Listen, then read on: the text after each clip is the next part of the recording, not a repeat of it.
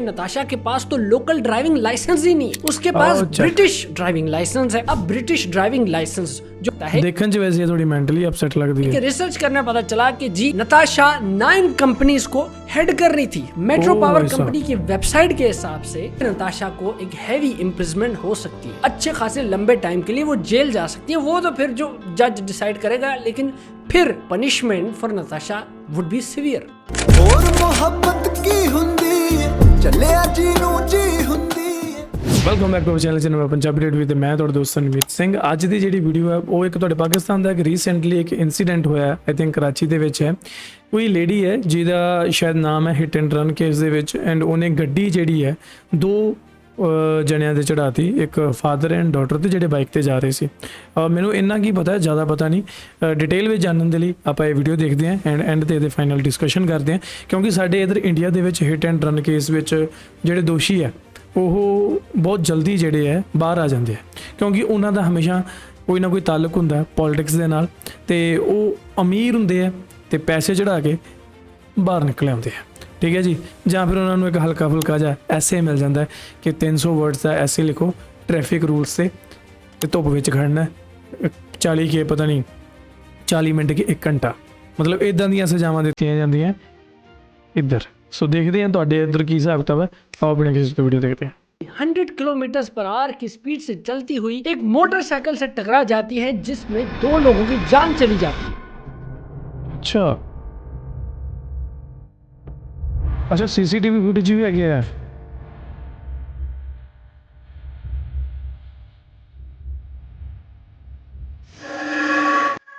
अबे ये कुड़ी सी इमरान आरिफ और उनकी बेटी आमना आरिफ सर्विस लेन, जहाँ पे 30 से 40 किलोमीटर की स्पीड लिमिट होती है, वहाँ पे 100 किलोमीटर पर आवर पे ये गाड़ी आखिर क्यों चल रही थी? इस बात का जवाब एक्सीडेंट वाले दिन तो नहीं मिला, लेकिन एक्सीडेंट के 1-2 दिन बाद ही सीसीटीवी फुटेज आ गई, जिससे क्लियरली पता चल जाता है कि इस गाड़ी में बैठी हुई जो ड्राइवर है नताशा इकबाल, वो पहले एक पार्क्ड गाड़ी को ठोकती है, उसके बाद पीछे आते हुए 2 बाइक वालों को ठोकती है, उनको गिराती है और फिर वो इस सीन से फरार होने के लिए गाड़ी को भगा देती है, यानी शी अटेम्प्ट्स टू फ्ली। अब वो गाड़ी को इतना तेज भगाती है कि आगे से एक और मोटरसाइकिल को वो हिट करती है, और उस मोटरसाइकिल पे होते हैं 2 सवार इमरान आरिफ और आमना आरिफ। चौ बाइक ते गए हैं। ओ एक्सीडेंट के फौरन बाद ही उनकी डेथ हो जाती है। नताशा की गाड़ी भी कंट्रोल खो देती है और वो आगे जाके कहीं गिर जाती है। अब भीड़ जमा हो जाती है, पुलिस आ जाती है, लड़की को कस्टडी में लेते हैं। तो जी पता चलता है कि लड़की तो बड़े इन्फ्लुएंशियल और पावरफुल खानदान से है, तो फिर उनके लॉयर भी हाजिर हो जाते हैं। अब नताशा का लॉयर जो पहली चीज मजिस्ट्रेट के सामने रखता है वो ये है कि जज साहब सेक्शन 302 लग सकता है, यानी कत्ले खता, गलती से मिस्टेक हो गया, इंटेंशन मर्डर की नहीं थी, एक्सीडेंटल उनकी डेथ हो गई। अब इस सेक्शन पे बेल हो सकती है, तो जज साहब हमें बेल चाहिए। लेकिन इन्वेस्टिगेशन से पुलिस को पता चला कि नताशा के पास तो लोकल ड्राइविंग लाइसेंस ही नहीं, उसके पास ब्रिटिश ड्राइविंग लाइसेंस है। अब ब्रिटिश ड्राइविंग लाइसेंस जो फॉरेनर्स हैं, जो विजिटर्स हैं, उनके लिए टेम्पररी हद तक वैलिड हो सकता है, लेकिन नताशा की तो पूरी फैमिली यहाँ रहती थी, इनका तो बसेरा यहीं पे था, तो फिर ये उनकी नेग्लिजेंस हुई लाइसेंस ना होने। अब ये जो केस है ये सेक्शन 320 से सेक्शन 322 बन गया, यानी कत्ले सबब, आपके सबब, आपकी वजह से कत्ल हुआ है, आपकी नेग्लिजेंस की वजह से कत्ल हुआ है। अब इन दोनों में डिफरेंस ये कि गलती से मिस्टेक हो गई और कोई मर गया, और आपकी वजह से कोई मर गया, और सेक्शन 322 बेलेबल नहीं है।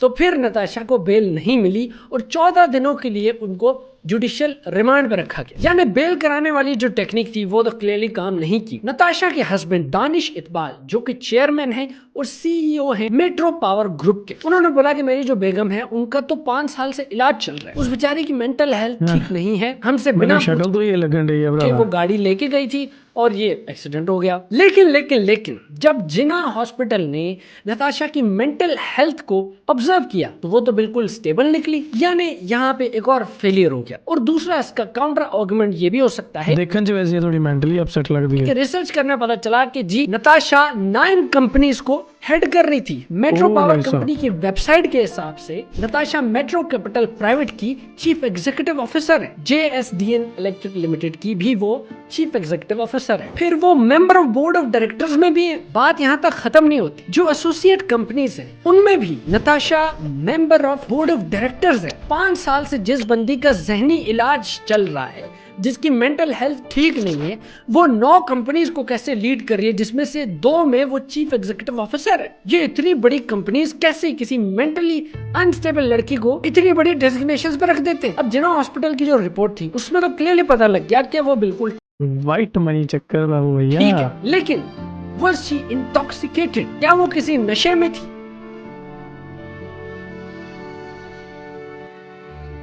इस बात का जवाब अभी तक नहीं मिला। आई विटनेसेस जो हैं वो भी यही अज्यूम कर रहे हैं कि जिस तरह से वो गाड़ी चला रही थी, लग तो यही रहा था कि she is under the influence of some substance. ये बात अभी तक प्रूव नहीं हुई, लेकिन अगर ऐसा है तो फिर DUI driving under the influence के भी चार्जेस लग जाएंगे। अब ये सारी केस की पेचीदा डिटेल्स के दौरान एक फोटो सर्कुलेट होती है जिसमें नताशा विक्ट्री साइन बनाते हुए दिखती हैं और पीछे आर्मी ऑफ लॉयर्स है। ये पिक्चर क्लियरली फेक है और AI जनरेटेड है। ये देखिए यार, इतने सीरियस केस के दौरान किसी ने फेक AI जनरेटेड ये फोटो भी बना दी। खैर, AI के नुकसानात और फायदे ये एक अलग ही टॉपिक है। अब सोशल मीडिया पे इस केस को लेके एक आग लगी हुई है। वो इसलिए नहीं है कि जी 2 लोग मर गए, नहीं, ये केस भी वही क्लासिक है जिसमें अक्यूजर एक रिच एलीट है और विक्टिम एक गरीब खानदान से। अवाम सारी इसी बात पे कंसर्न है कि क्योंकि इन्फ्लुएंशियल फैमिली है, पावरफुल फैमिली है, तो ऐसा ना हो कि कहीं पावर का मिसयूज करते हुए लॉज में कोई लूप होल्स, कोई फ्लॉज ढूंढे जाएं, कोई सूडो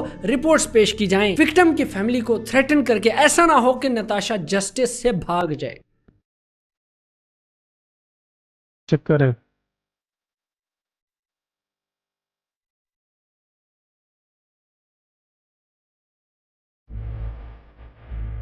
अबे ये क्या लोग इशारे पागल कर रही है? इसीलिए हैं क्योंकि ये ऐसा पहली दफा हुआ नहीं, ऐसा पहले भी हो चुका है, जिससे all of a sudden Farooq Jatoi को शाहजेब खान की फैमिली ने माफ कर दी। नताशा पे कौन से चार्जेस फाइल होते हैं, क्या होते हैं, ये तो पता लग जाएगा, लेकिन एक चीज तो आप ऑब्जर्व कर ही सकते हैं कि जब बात इंसाफ की तरफ जाएगी तो 2 सिनेरियोस बनेंगे। विक्टिम की फैमिली को ब्लड मनी दी जाएगी, दियत दी जाएगी, उनके फैमिली मेंबर्स की जान की जो कीमत है वो पे की जाएगी और विक्टिम की फैमिली माफ कर देगी तो सब रफा दफा हो जाए। दूसरा सीन कि विक्टिम की फैमिली ये माफी कबूल नहीं करती, वो ब्लड मनी यानी दियत के जो पैसे हैं वो कबूल नहीं करती, तो फिर नताशा को एक हैवी इम्प्रिजमेंट हो सकती है, अच्छे खासे लंबे टाइम के लिए वो जेल जा सकती है। वो तो फिर जो जज डिसाइड करेगा, लेकिन फिर punishment for Natasha would be severe.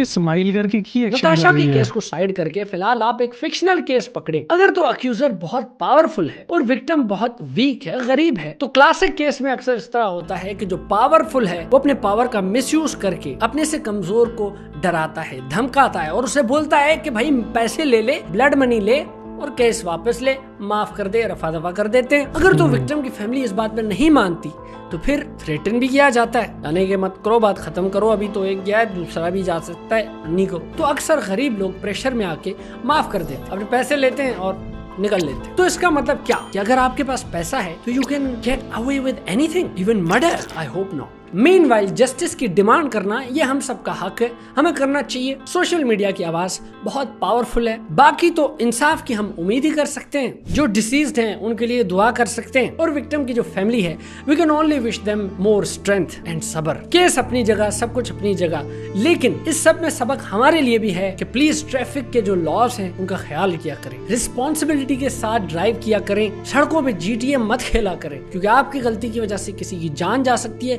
फिर कत्ले खता या कत्ले सबब अंजाम बुराई होता है। चले जी, मिलते हैं आप किसी और वीडियो में, किसी और बात पे करेंगे तबसरा। तब तक के लिए भाई को दीजिए इजाजत, मैं चला, गुड बाय। ਇਹ ਚੱਕਰ ਹੈ ਨਾ ਜਿਹੜਾ ਯਾਰ, ਇਹ ਸਾਰੀ ਕੰਟਰੀਜ਼ ਦੇ ਵਿੱਚ ਹੁੰਦੀਆਂ ਇਦਾਂ ਦੀਆਂ ਜੋ ਸਿਚੁਏਸ਼ਨਸ ਹੈ ਆਉਂਦੀਆਂ, ਠੀਕ ਹੈ, ਬਟ ਉਹਨਾਂ ਦਾ ਜੋ ਮੇਨ ਜਿਹੜੀ ਆਪਾਂ ਕਹਿ ਸਕਦੇ ਨਾ ਮੇਨ ਚੀਜ਼ ਕੀ ਆ, ਉਹ ਮੇਨ ਚੀਜ਼ ਇਹ ਹੈ ਕਿ ਇਹਨਾਂ ਚੀਜ਼ਾਂ ਤੋਂ ਬਾਅਦ ਜੇਕਰ ਇਦਾਂ ਦੀਆਂ ਘਟਨਾਵਾਂ ਹੁੰਦੀਆਂ, ਜਦੋਂ ਐਕਸੀਡੈਂਟ ਹੁੰਦੇ ਆ, ਤਾਂ ਉਹਦਾ ਜਿਹੜਾ ਖਾਮਿਆਜ਼ਾ ਇੱਕ ਤਾਂ ਫੈਮਿਲੀ ਨੂੰ ਭੁਗਤਣਾ ਪੈਂਦਾ, ਦੂਜਾ ਜਿਹੜਾ ਉਹਦਾ ਡਿਸੀਜਨ ਹੈ ਜਾਂ ਜੋ ਜੁਡੀਸ਼ੀਅਲ ਕੋਰਟ ਹੈ ਉਹ ਕੀ ਫੈਸਲਾ ਸੁਣਾ ਰਹੀ ਹੈ, ਮਤਲਬ ਉਹ ਵਿਕਟਮ ਦੇ ਹੱਕ ਵਿੱਚ ਜਾ ਰਹੀ ਹੈ ਜਾਂ ਨਹੀਂ।